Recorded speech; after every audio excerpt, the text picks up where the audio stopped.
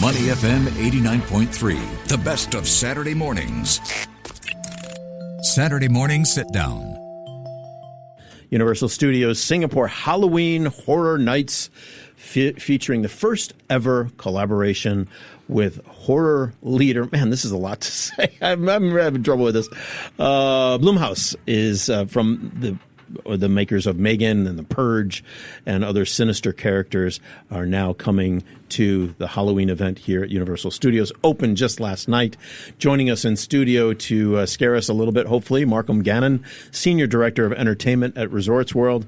Great friend of the show. We've loved having you on in the past to hear specifically about this and other things. How's it going so far as of last night? Oh, last night was amazing and a huge turnout. And I think there's so much to look forward to this year. We have 4 haunted houses, and that's including international global franchises plus some Asian franchises. So we have 3 intellectual properties that we are leveraging, as well as the Blumhouse bar that you said, and also our second iteration of Singapore's Most Haunted, because our local content is always a smash hit with our local guests. So we also have 2 haunted houses, 2 scare zones, I should say, and we have 3 live shows as well. So there's plenty to do. We also have rides, themed food, everything.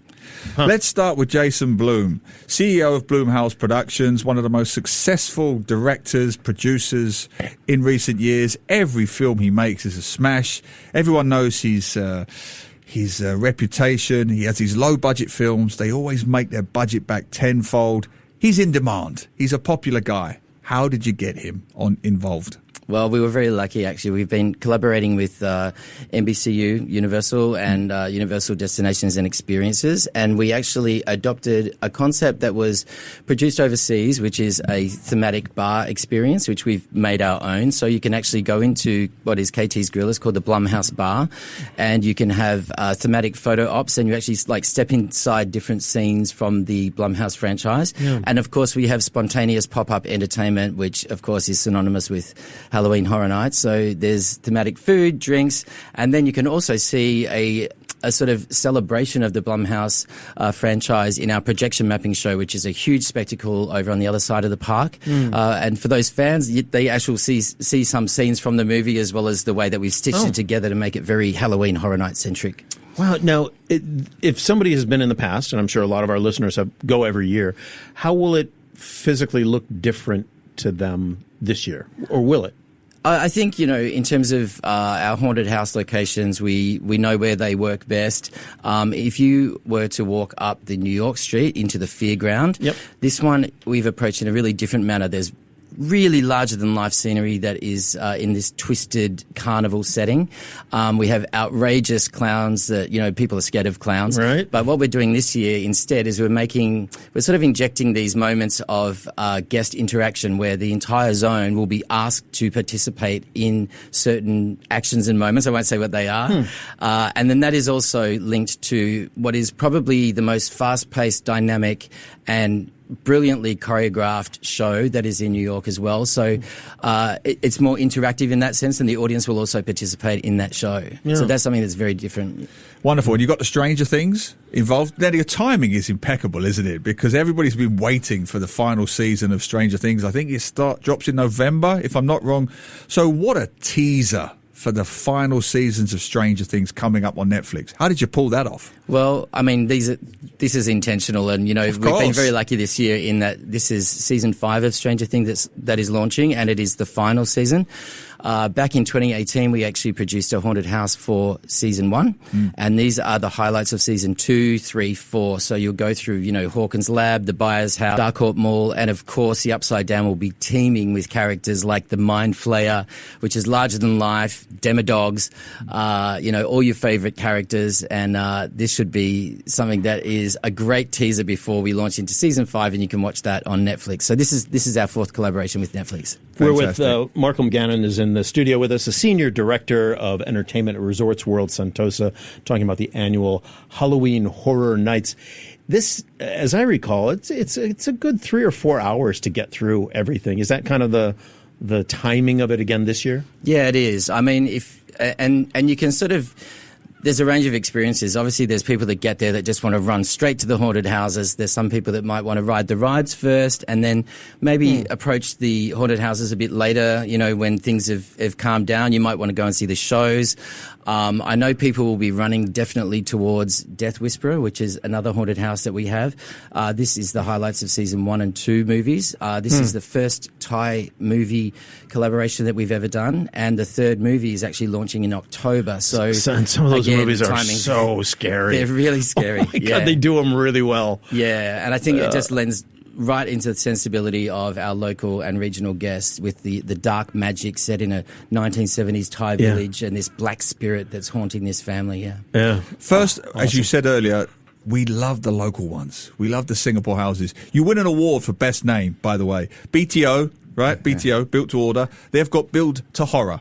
Love that. Singapore's most haunted, Build to Horror. Tell us about that, and also why the local neighbourhood, kampongy, HDB style attractions are always the most popular. I mean, if you think about your home and then injecting scary, terrifying characters that are leaning into your fears, it feels like it's real and it's palpable, and the visceral reaction that we get from the audience. I mean, we previously, during SG50, actually, we created an HDB, and I have never seen an audience reaction because they just feel like they're in their home. So Built to Horror is exactly leaning on that. Although we've injected a demon sensei who's using, dark practices to basically cause hell for the neighbours, a living hell for their neighbours. So brilliant. Yeah, it's great. That's what I tell creative writing students. Write what you know. Write the world around you. There's nothing more terrifying than the environment you know and recognise. I wish our listeners could see the joy and the glee on Markham's face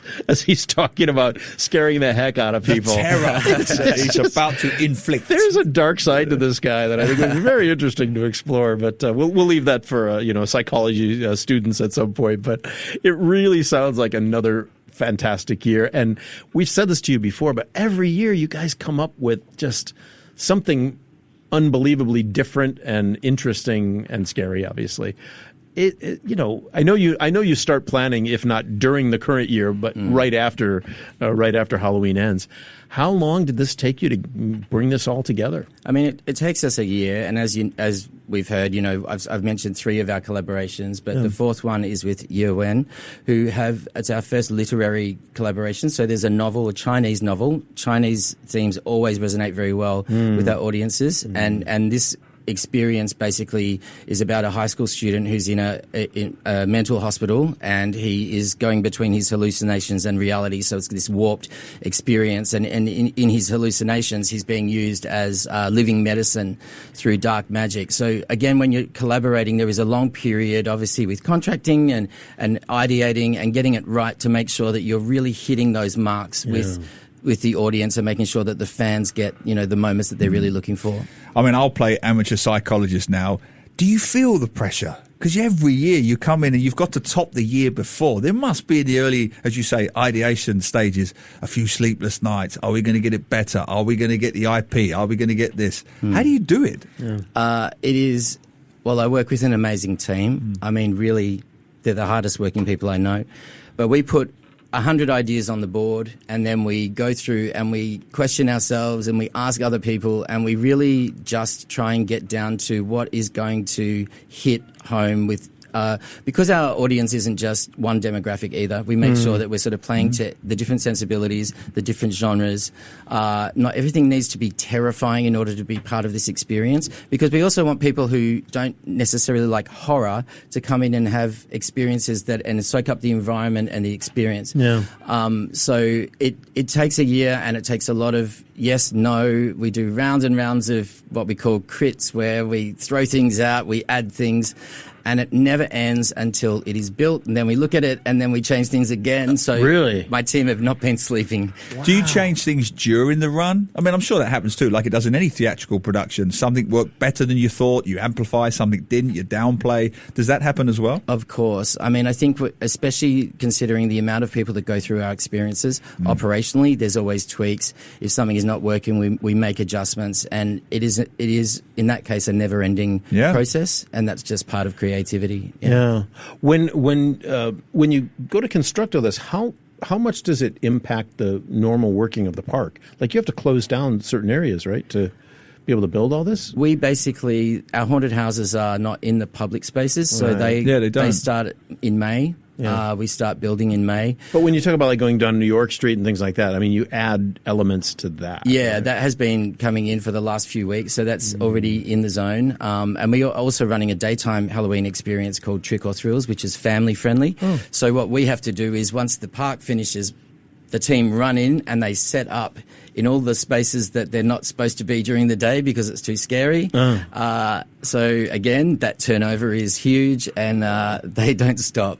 From an operational standpoint, it's fascinating. When my daughter over there was younger, we had the annual pass, and we would go during the day, as you mentioned, during the Halloween season. And apart from the things down New York and Hollywood, it's extraordinary how you flip from literally day to night. You flip a switch. How many people does that involve? Oh, there's hundreds, really. I mean, I have a team of over 50. There's a huge operational team. I mean, my team are just the creative team. So then there's all of the operations team. Then there's the vendors that also come in and help us. So it's hundreds and hundreds of people, hundreds of performers. It's just a huge undertaking, and it takes very, very careful and detailed planning. You've got to think of absolutely every possible scenario to make sure that it's done properly. Crazy. I mean, I was just going to follow up on that. I don't know if you'd have exact numbers or ratios, but I'd be curious to know the international local percentages for Halloween, because I know you've got the wonderful HDB-centric ones, but you have a big international crowd that comes in. What sort of numbers do you bring in internationally, do you know? It's a smaller percentage of people that fly in, but I mean, really, this is local and regional centric as a majority. I don't have actual numbers, but what is really nice is there's also a lot of Americans, there's also a lot of Australians and expats here in Singapore. So, you know, like the American school and all that, and Halloween's so huge there. So we do get all of those. Plus, this has become a tourist destination for, you know, so easy to get to from Australia. You know, Singapore is the one-stop shop for tourism. So if only you could get Taylor Swift to be in one of the haunted houses for a month.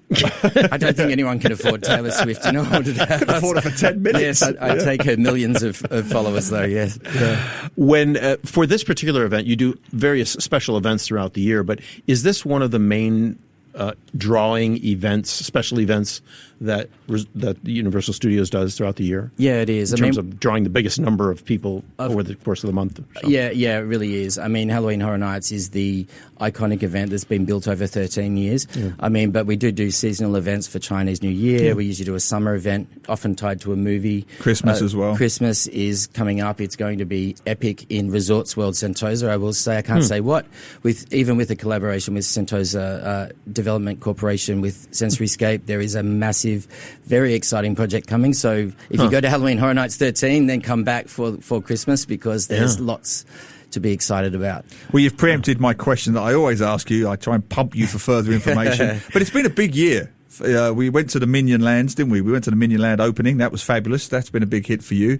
What's coming next in 2026? Well, the next part, is it Nintendo? That's coming up, isn't it, next? Mario, sorry. We are building. I mean, the next 3-4 years, in 5 years, I would say, in Resorts World in general, is a very exciting time. We will continue now that Minion Land's open. I mean, what a great achievement! Finally, we've got this beautiful brand new zone. And we also launched the Singapore Oceanarium this year, which I have to say, after the Sea Aquarium, has become such an important icon and must visit attraction within Singapore itself, because it is not only an aquarium, but it is a research and learning institute. They're focusing on, you know, marine conservation, protecting endangered species. It has become an important part of science and helping the planet. So I think we're so proud of that one, and it's doing really well. Yeah, we went to the opening of that, and when going to that, then that was the first time I'd been there with all of the new restaurants and things opened, right? The hoarding was off. And wow, what a different look that is, with all the new restaurants and upgraded restaurants there too. Yeah. In addition, obviously, to the Oceanarium. Yeah, Weave, I think, has become, it's a new lifestyle destination. I mean, it's retail, it's food and beverage. There's some great brands in there, and it is continuing to grow. There are more things to look forward to. Every day when a new outlet opens, it becomes even, more exciting. And I think people will see a real difference in, we're calling this the 1.5 iteration of RWS as we move forward to 2.0 once the new hotels and things, Nintendo are built. Yeah. Fabulous. So Halloween Horror Nights started last night. Yes. Remind us how long it's going. It goes until November 1st. We have peak and off-peak days. It's, usually just check the website, the RWS website, for details. There's different ticket packages. And I will say this is Money FM, so you've got to remind people that this is a much cheaper ticket than last year. So that's a huge thing. Is that right? Yeah. Why is that? It's $68 for non-peak and $78 for peak. And this is because we want as many people to come, and especially young people, that maybe couldn't afford. We want to just draw them back and make sure that they all have a chance to see and experience this event. That is cheaper. Yeah. You paid more than that last year, I remember. She paid 100 something. She got the whole package. Can she get a discount, rebate, refund? Never. No, that's terrific. I mean, any tips for our listeners? Any good days? Or I know you have busy days, off-peak days. Anyone listening, thinking about it, bringing their family? Any tips for them? Which days to go? Which days to go? I think it's subjective. I mean, often the students will rush to the off-peak days, but there's different ticket packages. And I think if you've got a group of 4 friends and you buy 4 tickets, then you get meal vouchers. You get to come in earlier at 4 p.m. So you get some of the day experience into the night. So there's different ranges. There's the RIP tour for those who just want the Rolls Royce version, I call it, a fully led experience with unlimited rides, with food and beverage, with retail discounts. So are there VIP queues as well, like the fast track queues? Yeah. So there's priority, and it costs more. But if it's for different people, and some people want to just get in there, experience it, get out, and other people want to stay there until the last, the bitter until end. they get thrown out. Markham, thank you so much for being with us. We really appreciate it. We know how busy you are, and it's always great to have you come in the studio and spend some time with us. We appreciate that. Thank you so much for having me. Thank Markham you. Gannon, the Senior Director of Entertainment at Resorts World Sentosa. Universal Studios Singapore Halloween Horror Nights is on now until the early part of November. Get out there and get scared. Thanks. Money FM 89.3.